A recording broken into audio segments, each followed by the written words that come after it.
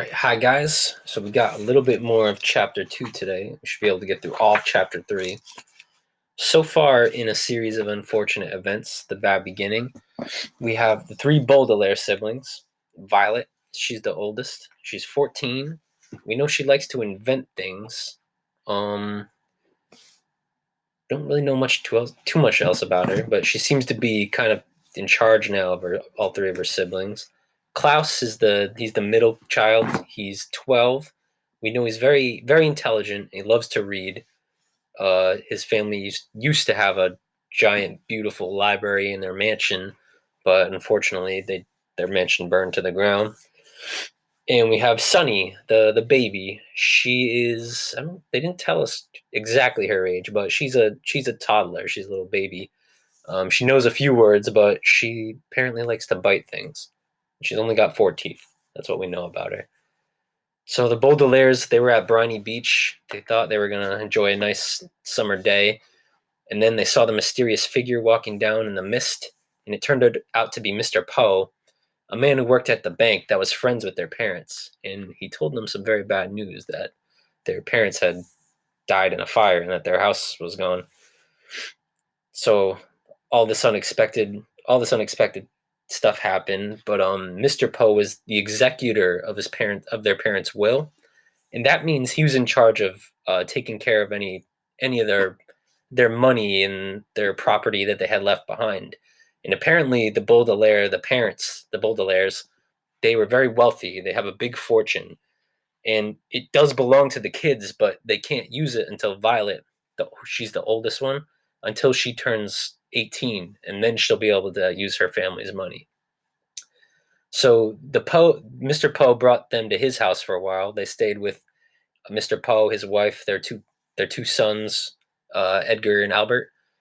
And very quickly, Mr. Poe found a relative that lived nearby.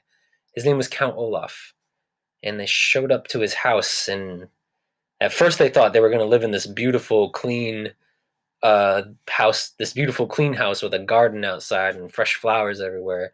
But the woman they met outside, Justice Strauss, told them, "Oh no, this isn't Count Olaf's house. His house is next door." And they looked next door, and it was kind of gross. It was falling apart. It was kind of creepy looking. They said it was tilting over like a crooked tooth, the whole building, and something strange on the door. There was an eye carved into the very center of it. So we'll finish chapter 2, and then we'll go on to chapter 3 of the bad beginning. There was a pause, and then the door creaked open, and the children saw Count Olaf for the first time. "Hello, hello, hello," Count Olaf said in a wheezy whisper. He was very tall and very thin. He was dressed in a gray suit that had many dark stains on it. His face was unshaven, and rather than two eyebrows like most human beings have, he had just one long one. His eyes were very, very shiny, which made him look both hungry and angry. "Hello, my children. Please step into your new home and wipe your feet outside so no mud gets indoors." As they stepped into the house, Mr. Poe behind them, the Baudelaire orphans realized what a ridiculous thing Count Olaf had just said. The room in which they found themselves was the dirtiest thing they'd ever seen, and a little bit of mud from outdoors wouldn't have made a bit of a difference. Even by the dim light of the one bare light bulb that hung from the ceiling, the three children could see that everything in this room was filthy, from the stuffed head of a lion which was nailed to the wall to the bowl of apple cores which sat on a small wooden table. Klaus willed himself not to cry as he looked around. "This room looks like it needs a little work," Mr. Poe said, peering around in the gloom. "I realize that my humble home isn't as fancy as the Baudelaire mansion," Count Olaf said, "but perhaps with a bit of your money we could fix it up a little nicer." Mr. Poe's eyes widened in surprise, and his coughs echoed in the dark room before he spoke. "The Baudelaire fortune," he said sternly, "will not be used for such matters. In fact, it will not be used at all until Violet is of age." Count Olaf turned to Mr. Poe with a glint in his eyes like an angry dog. For a moment, Violet thought he was going to strike Mr. Poe across the face. But then he swallowed. The children could see his Adam's apple bob in his skinny throat, and he shrugged his patchy shoulders. "All right, then," he said. "It's the same to me. Thank you very much, Mr. Poe, for bringing them here. Children, I will now show you to your rooms." Goodbye, Violet, Klaus and Sonny, Mr. Poe said, stepping back through the front door. I hope that you'll be very happy here. I'll continue to see you occasionally, and you can always contact me at the bank if you have any questions. But we don't even know where the bank is, Klaus said.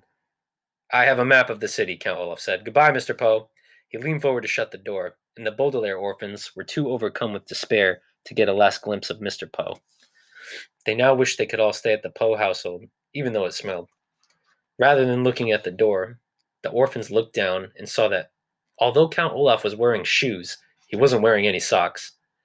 They could see, in the space of pale skin between his tattered trouser cuff and his black shoe, that Count Olaf had an image of an eye tattooed on his ankle, matching the eye on the front door.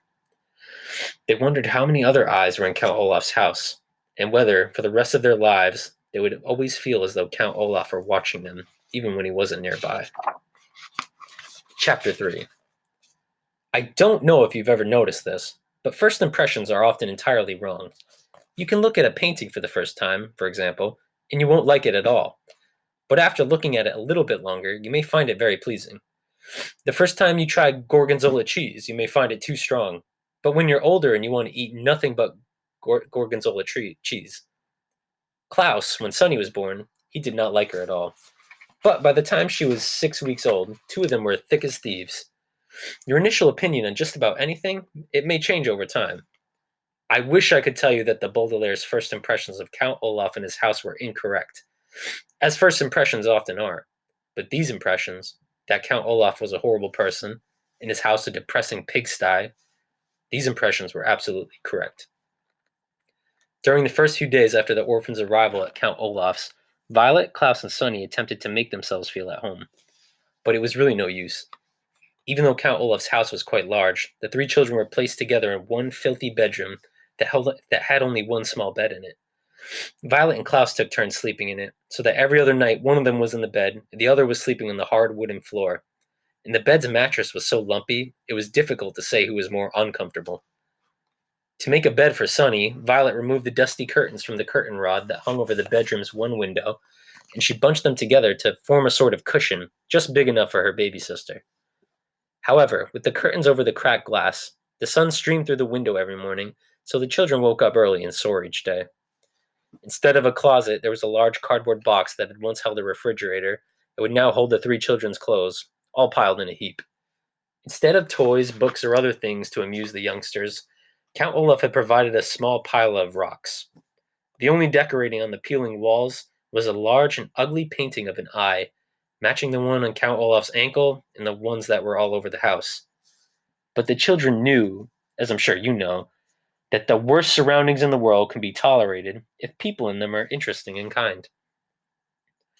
Count Olaf was neither interesting nor was he kind. He was demanding, short-tempered, and he kind of smelled bad. The only good thing to be said for Count Olaf is that he wasn't around very often. When the children woke up and chose their clothing out of their refrigerator box, they would walk into the kitchen and find a list of instructions left for them by Count Olaf, who would not often appear until nighttime. Most of the day, he was spent out of the house, or up in the high tower, where the children were forbidden to go. The instructions he left for them were usually difficult chores, such as repainting the back porch, repairing the windows, and instead of a signature, Count Olaf would draw an eye at the bottom of his note. One morning, his note read, "My theater troupe will be coming for dinner before tonight's performance. Have dinner ready for all 10 of them by the time they arrive at 7 o'clock. Buy the food, prepare it, set the table, serve dinner, clean up afterwards, and stay out of our way." Below his writing, there was the usual eye, and underneath the note was a small sum of money for groceries. Violet and Klaus read the note as they ate their breakfast, which was a gray and lumpy oatmeal Count Olaf left for them each morning in a large pot on the stove. Then they looked at each other in dismay. "None of us knows how to cook," Klaus said. "That's true," Violet said. "I know how to repair those windows and how to clean the chimney, but those sorts of things interest me. I don't know how to cook anything except toast." "And sometimes you burn the toast," Klaus said, and they smiled. They were both remembering a time when the two of them got up early to make a special breakfast for their parents. Violet had burned the toast, and their parents, smelling smoke, had run downstairs to see what the matter was. When they saw Violet and Klaus looking forlornly at pieces of pitch-black toast, they laughed and they laughed, and then they made pancakes for the whole family. I wish they were here, Violet said. She did not have to explain she was talking about their parents. They would never let us stay in this dreadful place. If they were here, Klaus said, his voice rising as he got more and more upset, we would not be with Count Olaf in the first place. I hate it here, Violet. I hate this house. I hate our room. I hate having to do all these chores, and I hate Count Olaf. I hate it too, Violet said, and Klaus looked at his older sister with relief. Sometimes just saying that you hate something and having someone agree with you can make you feel better about a terrible situation. I hate everything about our lives right now, Klaus, she said, but we have to keep our chin up. This was an expression that the children's father had used, and it meant to try to stay cheerful.